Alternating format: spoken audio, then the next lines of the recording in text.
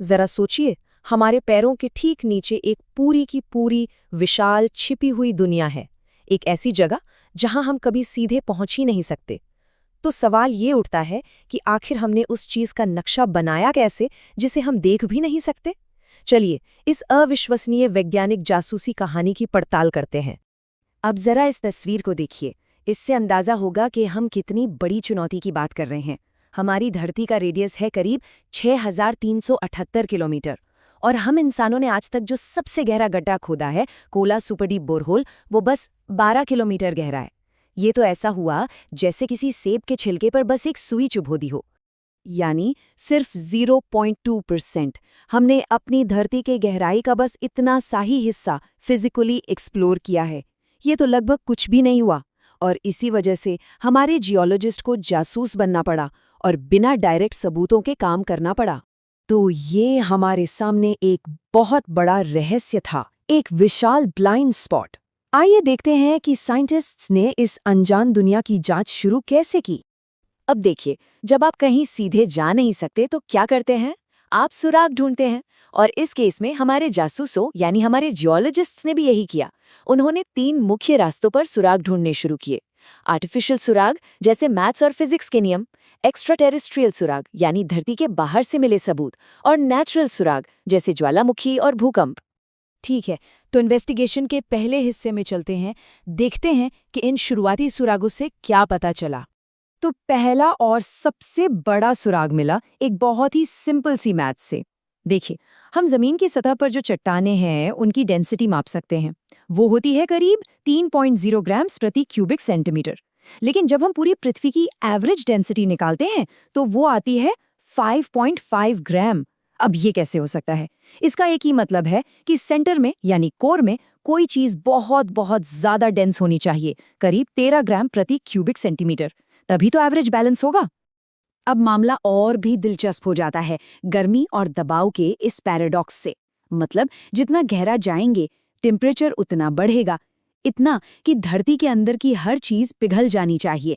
लेकिन उसी के साथ साथ प्रेशर भी जबरदस्त तरीके से बढ़ता है, और ये इतना ज्यादा प्रेशर है कि वो चीजों को पिघलने ही नहीं देता, उन्हें जबरदस्ती सॉलिड बनाए रखता है। तो सवाल ये था, अंदर की चीजें लिक्विड हैं या सॉलिड? ये एक बहुत बड़ी पहेली थी। अच्छा, तो हमें ये तो पता चल गया कि ये बहुत डेंस है और बहुत ज्यादा प्रेशर में है, पर सवाल ये है कि आखिर ये बना किस चीज का है? और मजे की बात ये है कि इस सवाल का जवाब हमें धरती पर नहीं बल्कि स्पेस में मिला। ये देखिए, मीटियोराइट्स यानी उल्कापिंड। ये हमारे सोलर सिस्टम के शुरुआती मटेरियल से ही बने हैं। तो एक तरह से ये धरती के ही भाई बंधु हुए।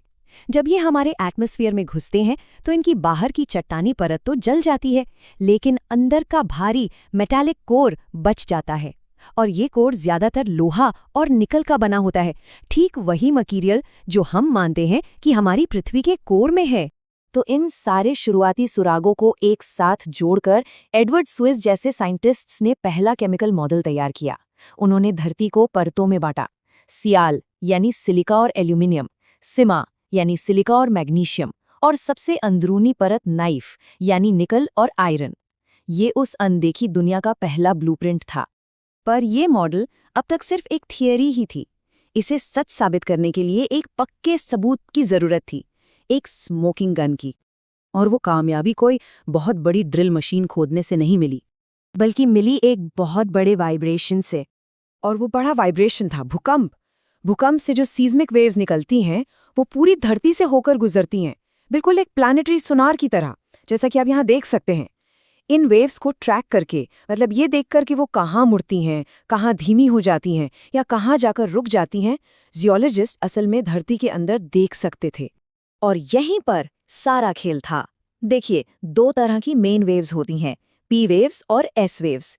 पी वेव्स जो हैं वो सॉलिड और लिक्विड दोनों से गुजर सकती हैं, लेकिन एस वेव्स वो सिर्फ और सिर्फ सॉलिड चीजों से ही गुजर सकती हैं।